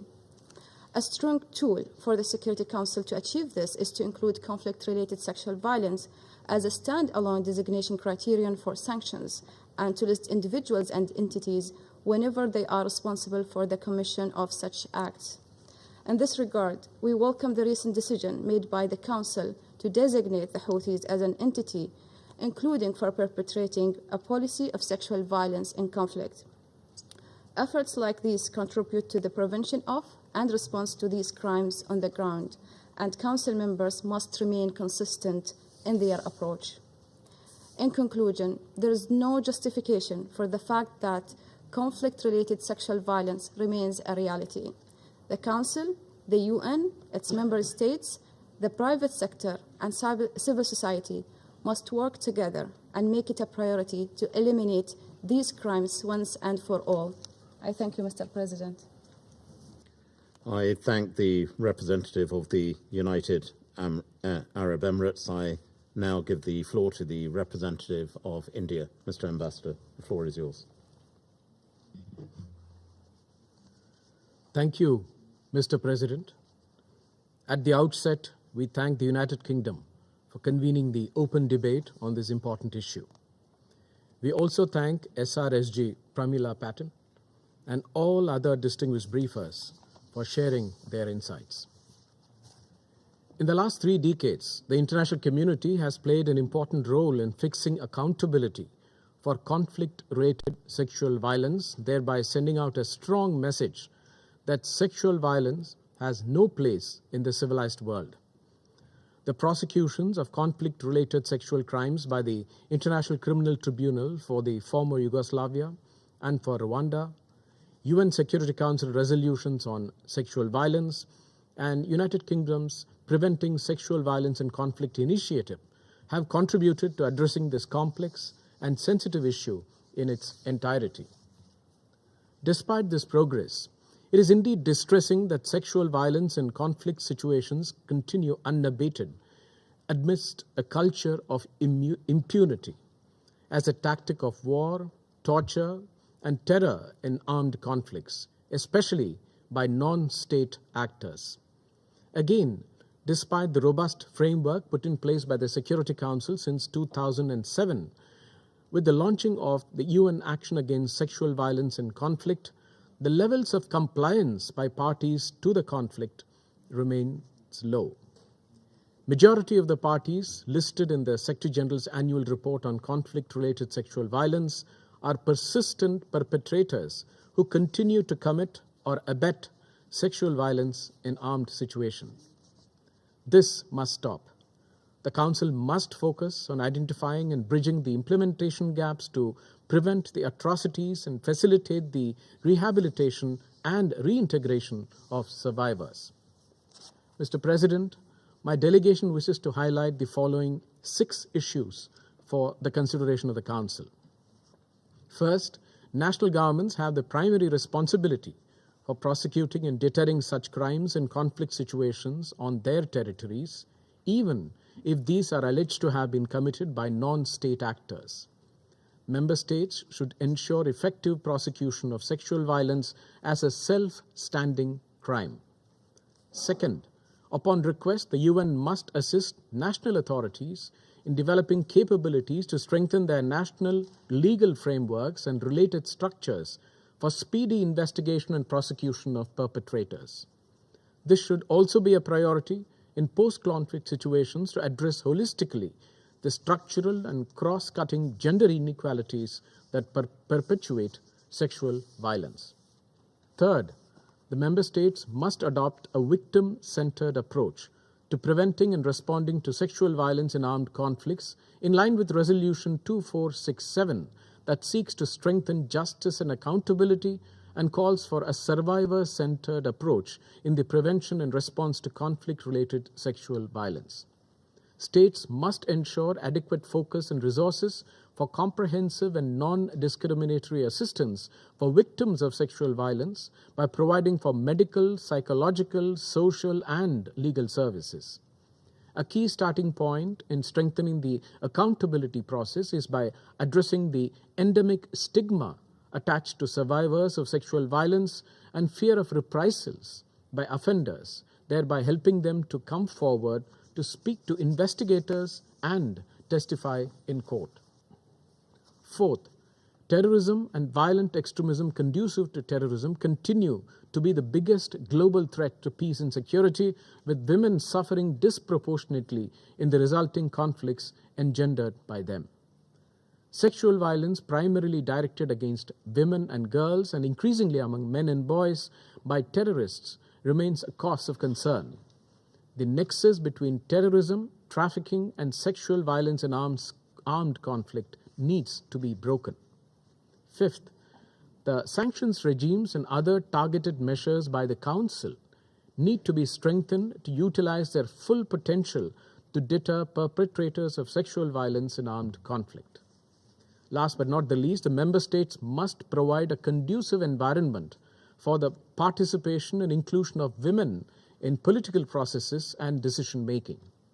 India has moved ahead from women's development to women-led development. We have been advocating this idea for lasting peace in our neighborhood, including in Afghanistan, in line with the UN Security Council Resolution 2593, especially relating to women, children, and minorities.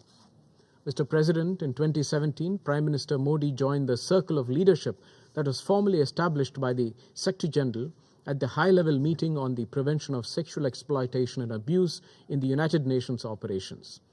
India has also signed the Secretary General's Voluntary Compact Against Sexual Exploitation and Abuse. India has the distinction of sending the first all-women formed police unit contingent to Liberia in 2007. This unit mitigated incidents of crime against women, deterred sexual and gender-based violence, and helped rebuild safety and confidence among the Liberian population. In this process, it also operationalized the spirit of the landmark Security Council Resolution 1325 on women, peace, and security into action. These courageous Indian women patrolled Monrovian streets at night, taught Liberian women self-defense skills, and conducted classes on combating sexual.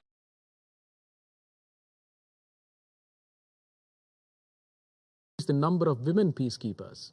We also support increasing the deployment of women protection advisors for effective monitoring, analysis, and reporting arrangements on conflict-related sexual violence in the field. To conclude, India reaffirms its commitment to actively contribute to a collective endeavor in effectively tackling sexual violence in situations of armed conflict. I thank you, Mr. President. I thank the representative of India. Thank you, Mr. Ambassador. I now give the floor to the representative of Brazil, Your Excellency. Many thanks, Mr. President. It is highly regrettable to be here today calling once more for an end to an utterly unacceptable crime committed most against women and girls, but also against men and boys.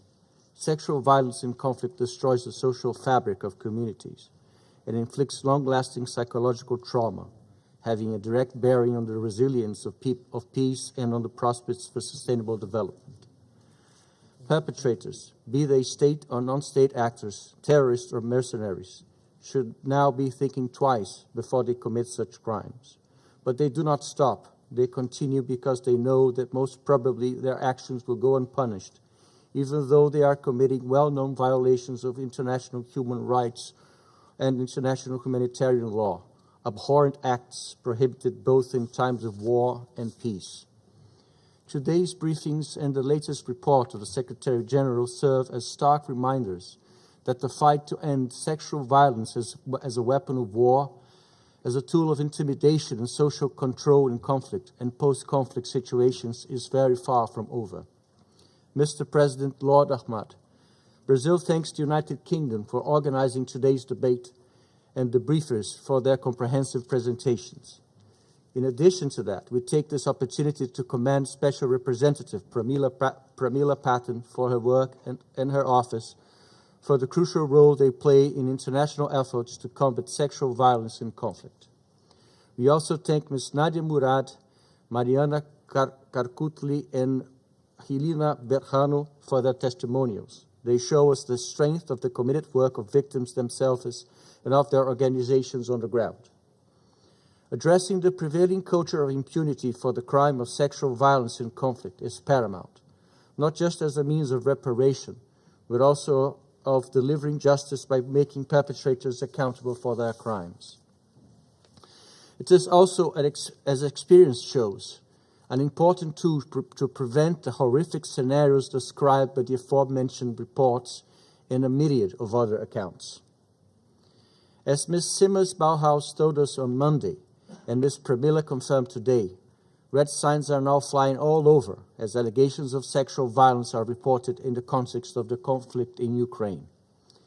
Brazil reiterates its calls for urgent independent investigations of such allegations and welcomes the participation of UN women experts, skilled and experienced, to investigate sexual violence, abuse, and exploitation in the works of the Commission of Inquiry of the Human Rights Council. This council should respond appropriately to all allegations of sexual violence in conflicts under its agenda. This response must recognize the problem and strengthen, whenever appropriate, the mandates of peacekeeping operations and special political missions as to promote real changes on the ground.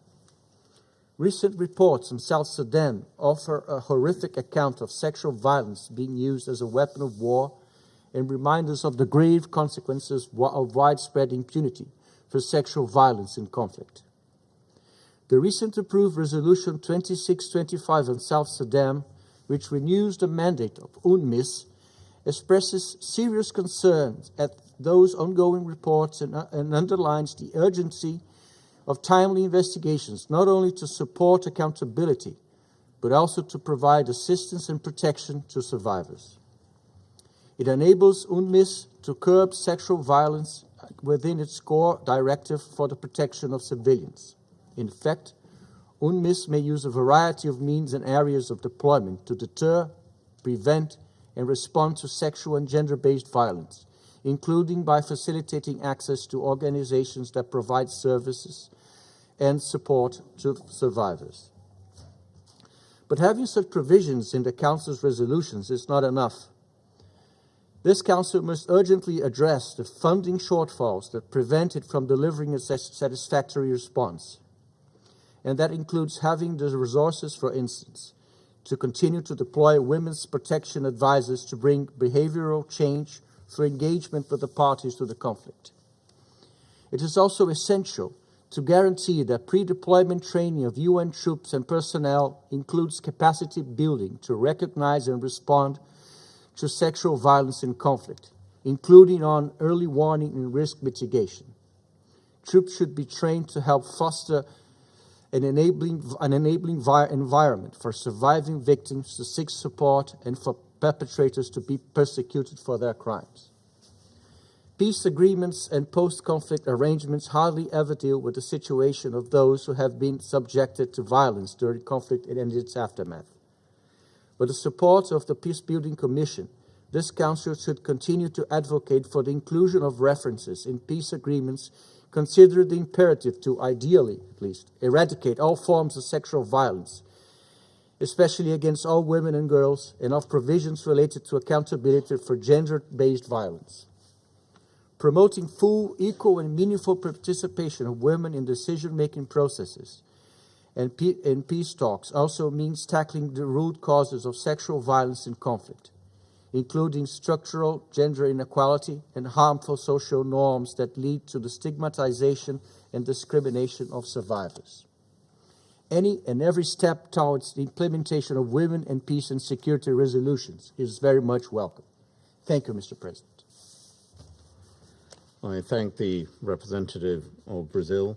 I now give the floor to the representative of China.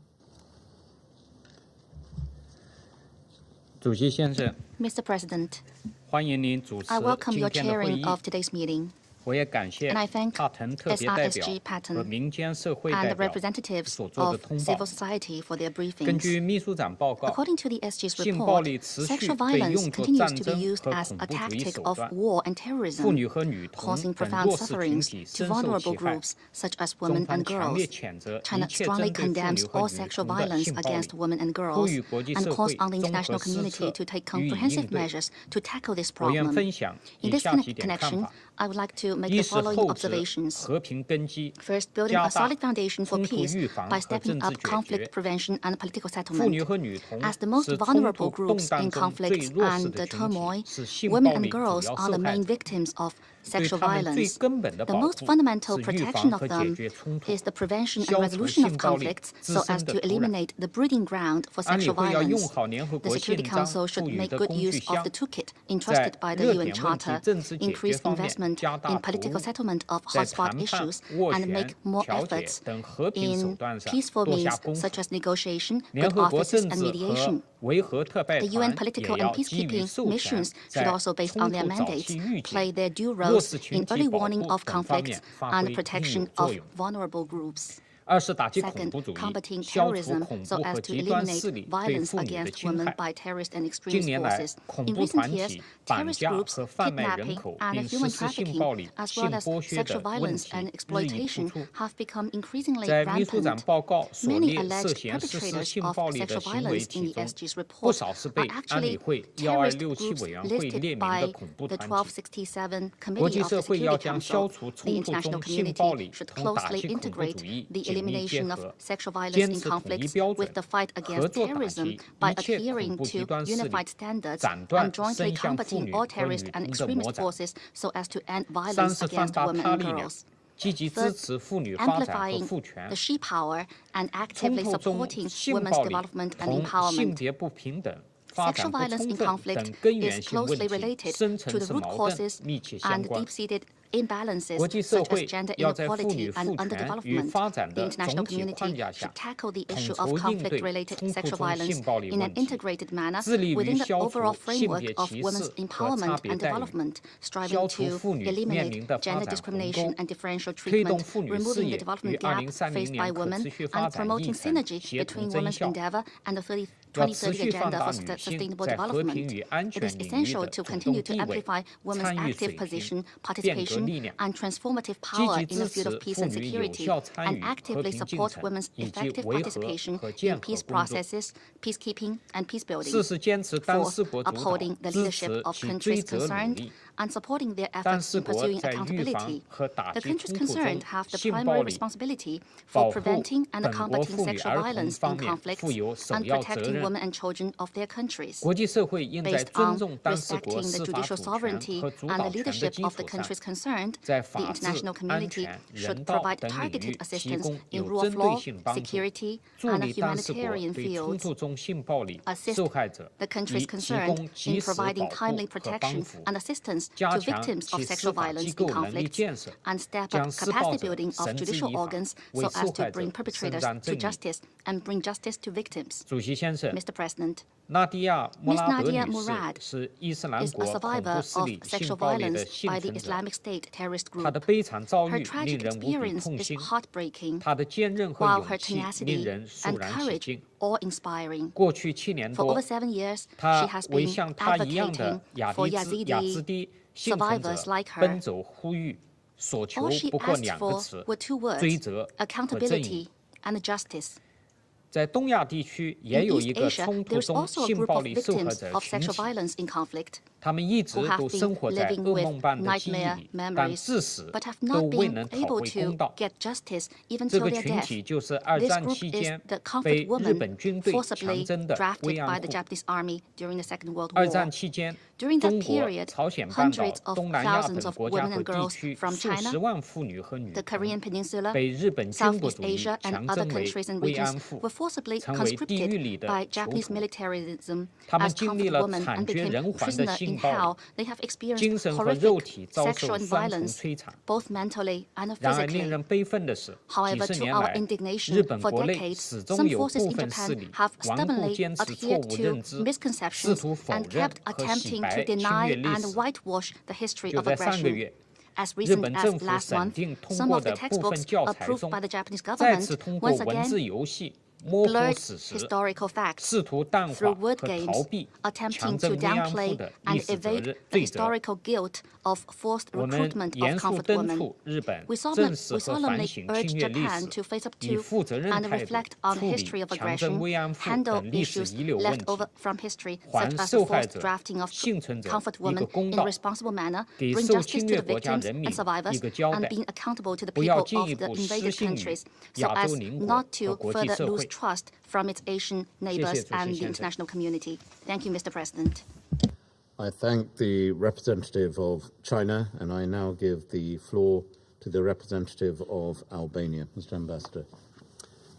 Thank you, Mr. President, and thank you for organizing this open debate on this crucial issue. And the number of speakers by itself speaks of the paramount importance that the UN member states accord to this issue. We were moved by the powerful message from Ms. Murad, and we thank her, as well as Ms. Karkutli and Ms. Berhanu. And again, thank you, Mr. President and UK team, for bringing these important voices in our discussion, a testimony of how much we need to hear the civil society in the Council. Mr. President, we all know where we come from on this issue. For a very long time, conflict-related sexual violence crimes have not been recognized as crimes against humanity and war crimes, and as such were only rarely prosecuted, or not at all. Thankfully, this has changed in the course of the last 3 decades, but on the lower side, atrocities and conflict-related violence based on sexual orientation continues to persist in many parts of the world. Sexual violence continues to be used as a weapon of war and terror to punish civilians, terrorize communities, break up families for the sheer sick choice of perpetrators. Women are raped, men are tortured, girls are exploited and sold, children are born to rape mothers and end up being excluded by their communities. This is what has or is still happening in many war theaters from Tigray to Syria, from Myanmar, Afghanistan to Yemen, but not only, and the list is much longer. There is unfortunately a new situation where, as the days go by, we see new gruesome pictures getting out of the darkness of the war in Ukraine, and we hear new chilling testimonies of women and girls raped by the Russian aggressors. Only 2 days ago, the executive director of UN Women, speaking on the situation of Ukraine, said in this chamber, and I quote, that they were increasingly hearing of rape and sexual violence. It was a stark warning of what is to come. In a remarkably well-documented investigation, an example of excellence of the kind, the New York Times tells a part of a story of Bucha, this landscape of horror. The evidence uncovered shows that Russian soldiers not only killed recklessly and sadically in revenge for their defeat. There is more. There is this woman held as a sex slave in a cellar before being cold-bloodily executed. Ukraine's ombudswoman speaks about horrific cases of sexual violence of a group of women and girls kept in a basement of a house for 25 days, and 9 of them are unwillingly pregnant now. By committing such despicable crimes and systematically denying them, as we hear, perpetrators kill twice. This is the only so-called nobility of this war. We know the lie is the backbone of every dictatorship, and Russia has made it its flagship communication tactic. These crimes must not be left unanswered. Perpetrators are being identified, and they must be prosecuted and convicted. Mr. President, all parties to conflict, whether they are state or non-state actors, are bound by international law. While in the past sexual violence has often been seen as a byproduct of war, it is now recognized as a war crime and a core security challenge. It is outlawed by many international legal frameworks and Security Council resolutions. So, and here I echo SRSG Patton's question, why it is still so widespread in conflicts from Ukraine to Myanmar, from Afghanistan to South Sudan? Why some state actors still do condone sexual violence as a means of warfare? The unacceptable and deploring reality is that despite collective efforts, conflict-related sexual violence goes largely unpunished. We have the law, but there is a lack of proper implementation. We express outrage, but we end up with little action. And this is what must end. Mr. President, coming from a region which in the not-so-distant past has been the stage of major conflicts and human suffering, we have witnessed how sexual violence was used as a tactic of war against civilians. Sexual violence was a despicable weapon of war, an instrument to humiliate, widely used in a conflict in Kosovo in 1989. This horrible crime has left a profound imprint on survivors and in society alike. While the conflict-related sexual crimes committed in Kosovo have regrettably never been included in the Secretary General's report on sexual violence and its annexes, we commend UN Women for its work in assisting and training the Kosovo authorities to investigate, prosecute, and adjudicate cases of conflict-related sexual violence and address their legacy by integrating a survivor-centered, human rights-based approach. Because the voices of more than 20,000 abused women and girls during the conflict in Kosovo must be heard. Just like all voices of all survivors of sexual violence anywhere in the world must be heard. In this respect, we commend SRSG Patton for the publication of the anthology In Their Words, Voices of Survivors of Conflict-Related Sexual Violence, which contains 150 powerful and heartbreaking stories of the survivors. Reading their words, one understands the destructive force and the dehumanizing nature of this horrendous crime. It doesn't just harm a single individual, or a single family, or even a single group. it negatively affects entire families and communities, erodes social and political stability, and undermines economic progress, as you, Lord Ahmad, rightly put it. Mr. President, if we want to finally end this universal scourge, we must be able to do more and better, and that is by taking action.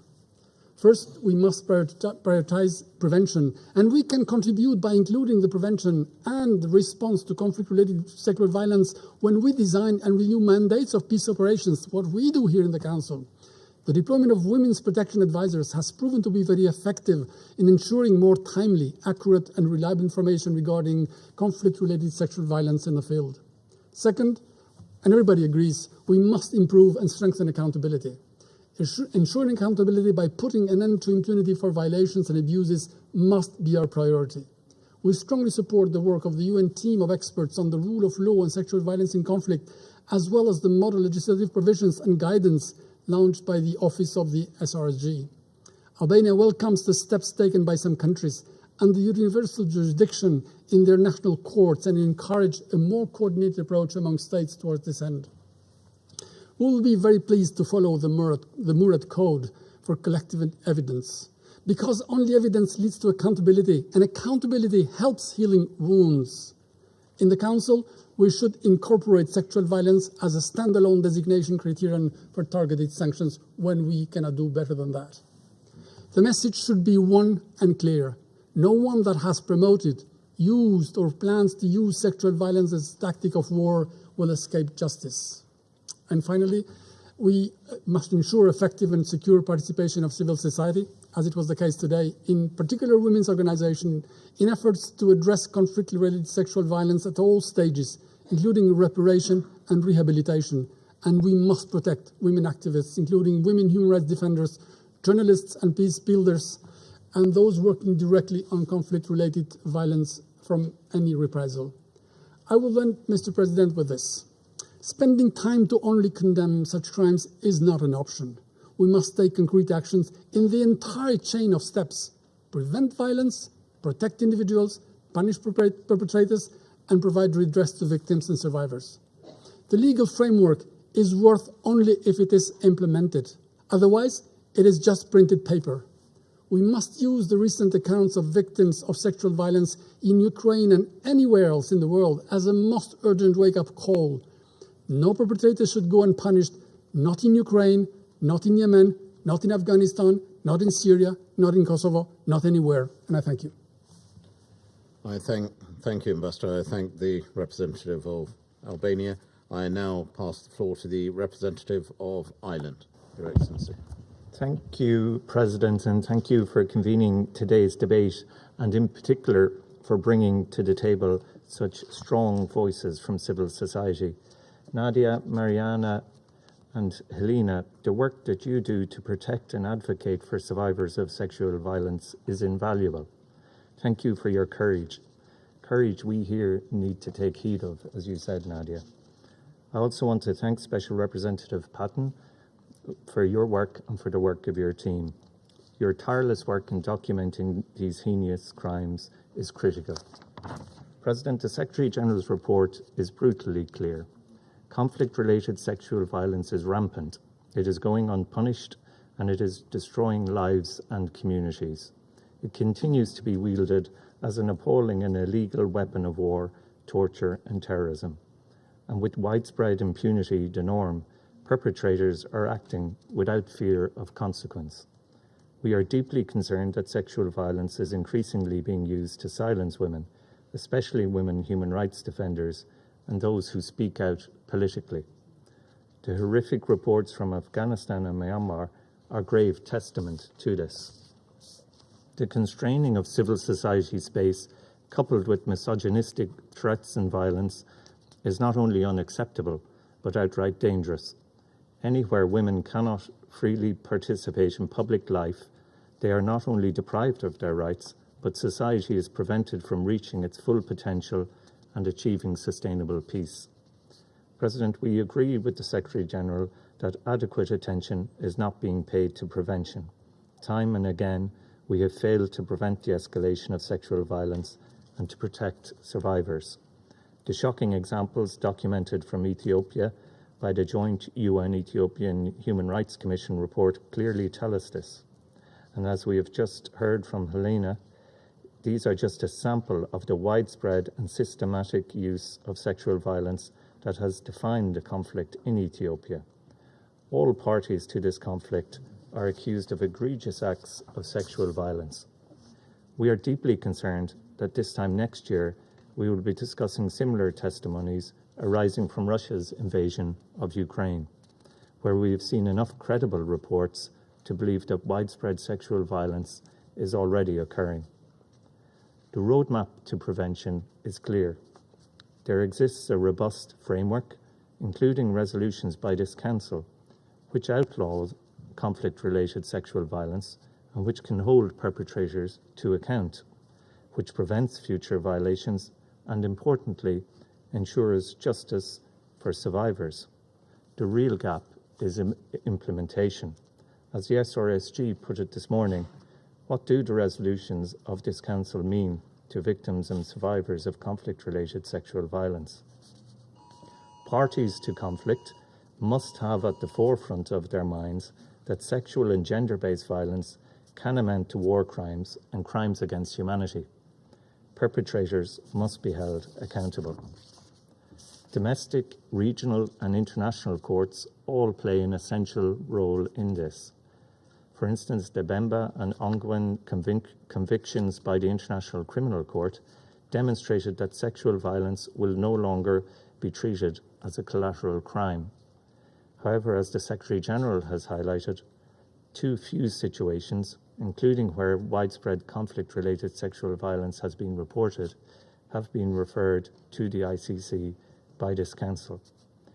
In Syria, the IIIM and the Independent International Commission of Inquiry have played an instrumental role in bridging the accountability gap left by Council inaction.